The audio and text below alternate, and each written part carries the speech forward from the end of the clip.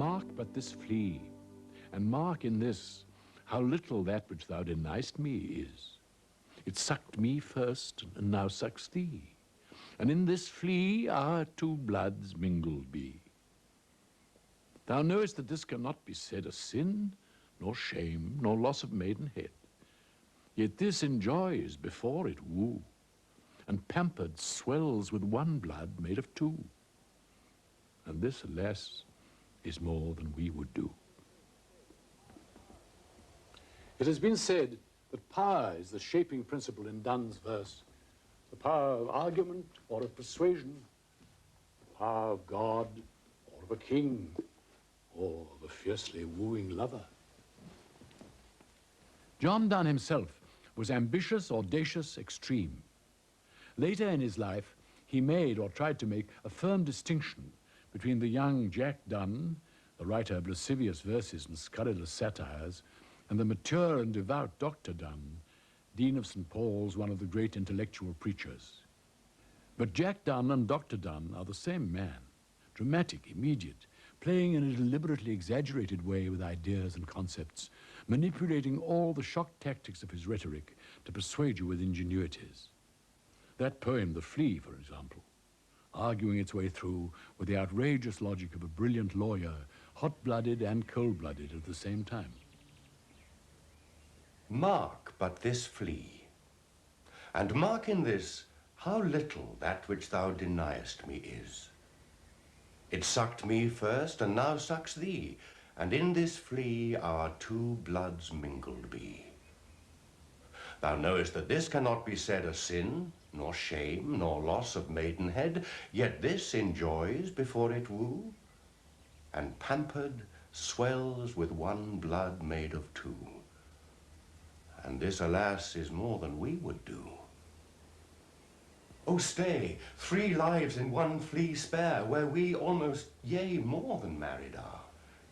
This flea is you and I, and this our marriage bed and marriage temple is. Though parents grudge, and you, we are met and cloistered in these living walls of jet. Though use make you apt to kill me, let not to that self-murder added be, and sacrilege, 3 sins in killing 3. Cruel and sudden, hast thou since purpled thy nail in blood of innocence? Wherein could this flea guilty be, except in that drop which it sucked from thee?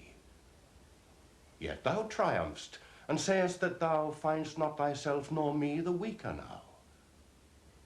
'Tis true. Then learn how false fears be.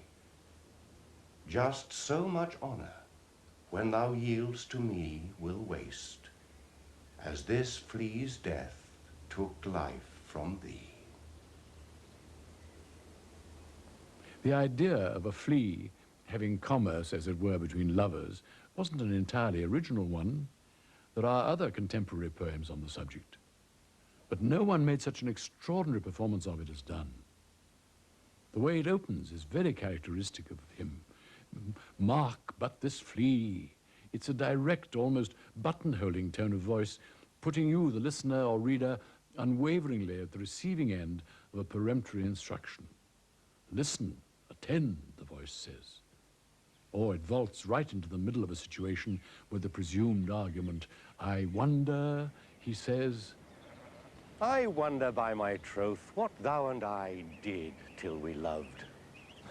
Were we not weaned till then, but sucked on country pleasures childishly, or snorted we in the 7 sleepers' den? 'Twas so. But this, all pleasures fancies be. If ever any beauty I did see, which I desired and got, 'twas but a dream of thee. And now good morrow to our waking souls, which watch not one another out of fear. For love, all love of other sights controls, and makes one little room an everywhere. Let sea discoverers to new worlds have gone. Let maps to others worlds on worlds have shown. Let us possess one world. Each hath one and is one. My face in thine eye, thine in mine appears, and true plain hearts do in the faces rest. Where can we find two better hemispheres without sharp north, without declining west? Whatever dies was not mixed equally. If our two loves be one, or thou and I love so alike that none can slacken, none can die. Astronomy, exploration, mythology, metalworking, Donne's images and metaphors draw on every kind of fact and experience.